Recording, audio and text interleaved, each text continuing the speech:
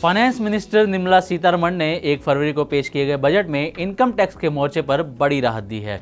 Budget में 12 लाख रुपए तक की आय टैक्स फ्री करने का ऐलान किया गया है।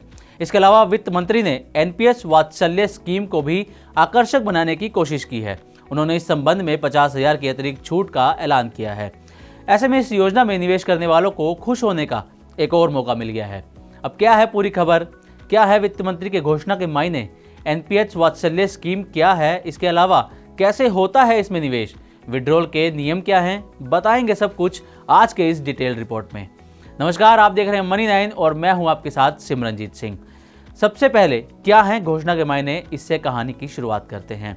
वित्त मंत्री ने बताया कि एनपीएस में इनकम टैक्स एक्ट 1961 की धारा 80CCD की उपधारा 1B के तहत मिलने वाला टैक्स बेनिफिट अब एनपीएस वात्सल्य में किए गए कंट्रीब्यूशन पर भी मिलेगा।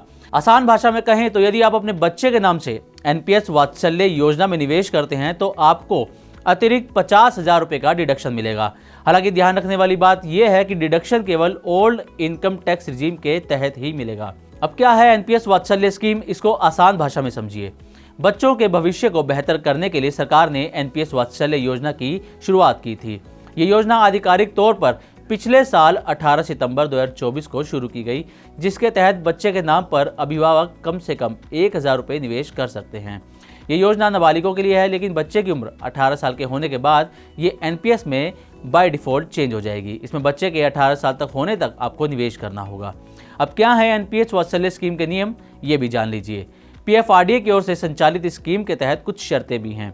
इस योजना के तहत इन्वेस्ट किया गया पैसा 3 साल की लॉक इन पीरियड के बाद अधिकतम 3 बार निकाला जा सकता है। सेंट्रल बैंक ऑफ इंडिया की वेबसाइट के मुताबिक एजुकेशन, गंभीर बीमारी और विकलांगता के लिए 3 साल के लॉक इन समय के बाद कंट्रीब्यूशन का 25% तक 3 बार निकाल सकते हैं। बता दें कि मैच्योरिटी के बाद 2.5 लाख रुपए से ज्यादा के अमाउंट पर धनराशि का 80% एन्युटी खरीदने के लिए उपयोग किया जाता है, जबकि 20% एक मुश्त निकाला जा सकता है। वहीं 2.5 लाख या उससे कम के अमाउंट को एक बार में ही निकाल सकते हैं। अगला सवाल आपके मन में ये आ रहा होगा कि इस स्कीम में कैसे निवेश करें, तो चलिए आपको ये भी बताते हैं। एनपीएस वात्सल्य योजना का प्रबंधन पेंशन फंड विनियामक और विकास प्राधिकरण यानी पीएफआरडीए द्वारा किया जाता है। इस योजना का सबसे बड़ा फायदा ये है कि यहाँ इन्वेस्ट के लिए फ्लेक्सिबल ऑप्शन दिए गए हैं। कहने का मतलब है कि माता पिता सालाना कम से कम 1,000 रुपये निवेश कर सकते हैं। निवेश की कोई अधिकतम सीमा नहीं है, वो कम राशि से शुरुआत कर सकते हैं और अपनी सुविधा अनुसार निवेश राशि बढ़ा भी सकते हैं। अब जाते जाते इस स्कीम से पैसे निकालने के नियम क्या हैं, ये भी जानिए। एनपीएस वात्सल्य योजना से कुछ शर्तों के साथ बच्चे की उम्र 18 साल पूरी होने से पहले भी पैसा निकाला जा सकता है। पेरेंट्स नामांकन के 3 साल बाद कुल जमा राशि का 25% निकाल सकते हैं। बच्चे के 18 साल का होने तक वैसा 3 बार कर सकते हैं।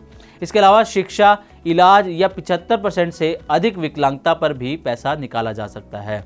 यदि कुल राशि 2.5 लाख से कम है तो पूरी रकम निकाली जा सकती है। ग्लोबल संकेतों के दम पर कैसे खुलेंगे हमारे बाजार, क्या कह रही हैं खबरें और ब्रोकरी रिपोर्ट्स, किन शेयरों में बनेगा पैसा, बाजार खुलने के बाद क्या खरीदें, किन शेयरों को करें पोर्टफोलियो से बाहर, कैसा रहा बाजार का दिन भर का कारोबार, कैसे तैयार करें कल के बाजार की स्ट्रैटेजी। इन सब सवालों के जवाब जानिए मेरे साथ ओपनिंग बज और क्लोजिंग बज में इन वक्त पर सिर्फ मनी 9।